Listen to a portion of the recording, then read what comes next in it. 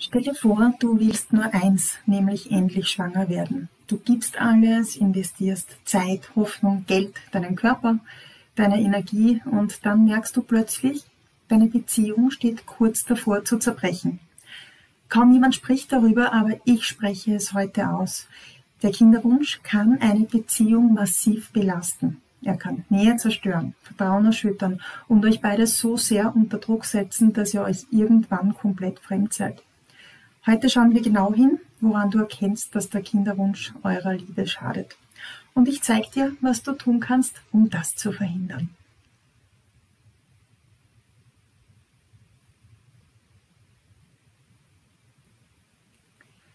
Ich bin Stefanie Zekon, deine Expertin für Frauen mit Kinderwunsch. Und in meiner Arbeit erlebe ich es ständig. Paare, die sich eigentlich lieben, aber auf dem Weg zum Wunschkind haben sie sich irgendwo verloren. Der eine zieht sich zurück, der andere klammert. Der Kinderwunsch wird zu einer fixen Idee und die Beziehung zum Nebenschauplatz. Und oft merken meine Klientinnen erst sehr spät, dass sie nicht nur die Hoffnung auf ein Baby, sondern auch die Partnerschaft aufs Spiel setzen. Dieses Video soll dich wachrütteln und dir helfen, beides zu bewahren. Dein Wunschkind und deine Beziehung. Ein erstes Warnsignal ist, dass du dich allein fühlst. Du machst alles. Du sprichst über Zyklusphasen, recherchierst Nahrungsergänzungsmittel, kümmerst dich um Arzttermine. Und dein Partner zieht sich vielleicht zurück, wirkt genervt oder interessiert sich kaum. Und du versuchst immer wieder, ihn ins Boot zu holen. Aber du bekommst nur Schulterzucken oder sogar Schweigen. Und du spürst, irgendwie stehst du alleine da. Ein zweites Warnsignal ist die Veränderung in eurer Nähe. Vielleicht habt ihr früher schon gerne gekuschelt, euch berührt, miteinander geschlafen, einfach so. Und jetzt wird die ganze Geschichte zur Pflicht. Vielleicht habt ihr einen Zeitplan, vielleicht ein Thermometer oder eine App. Und es geht da irgendwie nur noch darum, ob heute vielleicht ein fruchtbares Fenster ist und ihr Bienchen setzen könnt. Und es geht da irgendwie nicht mehr darum, euch wirklich zu spüren. Ein weiteres, ganz typisches Zeichen ist die Gereiztheit. Alles nervt. Seine Art zu kauen, ihre Stimme, seine Fragen, ihr Schweigen. Ihr streitet euch über Kleinigkeiten, aber in Wahrheit geht es immer um das große Ungesagte, nämlich um eure gemeinsame Hilflosigkeit, um die Angst, dass es nie klappen könnte und um diese Scham, dass ihr euch voneinander entfernt. Denn zugeben will das ja keiner, das ist ja nicht angenehm und das ist auch absolut logisch.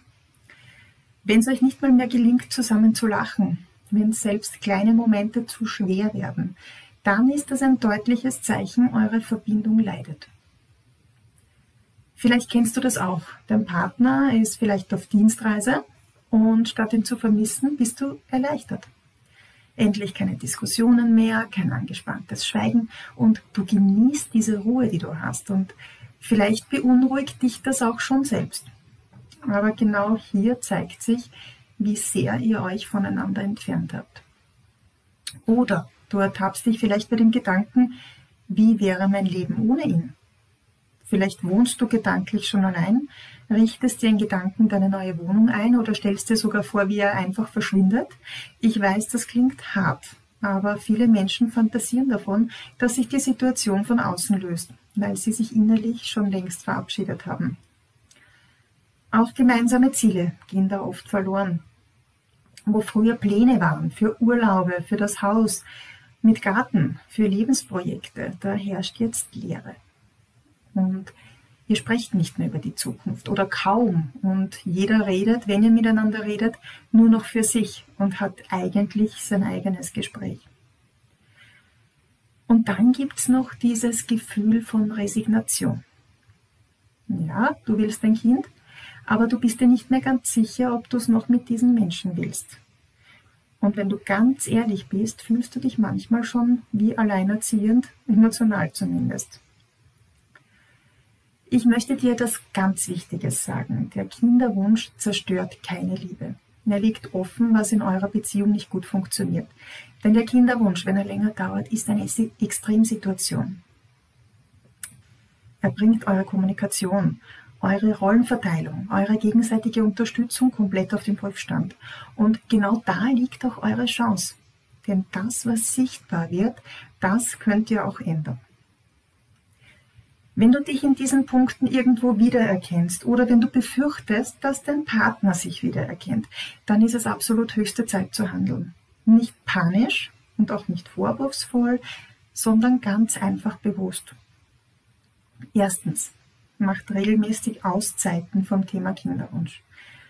Am besten verabredet ihr euch zu kinderwunschfreien Zonenabenden, an denen ihr über alles redet. Nur nicht über Zyklus, über Arzttermine, über Tests und Sonstiges. Zweitens, sprecht miteinander. Ohne Vorwürfe, immer in Ich-Botschaften. Sagt zum Beispiel, ich fühle mich oft allein mit dem Thema. Ich wünsche mir mehr Nähe. So kannst du Räume öffnen, statt Druck zu machen. Und dann muss sich auch keiner zurückziehen. Drittens, holt euch Unterstützung. Ein gutes Coaching, einzeln oder als Paar, kann Welten bewegen. Oft reichen da 3-4 Sitzungen, um Klarheit zu bekommen, neue Perspektiven zu öffnen und alte Verletzungen zu heilen. Viertens, erinnert euch an das, was euch verbindet. Was hast du am Anfang deiner Beziehung an deinem Partner geliebt? Was hat dein Partner an dir geliebt? Was hat euch zum Lachen gebracht? Was waren eure kleinen Rituale? Holt euch genau das zurück, diesen Anfang, Schritt für Schritt.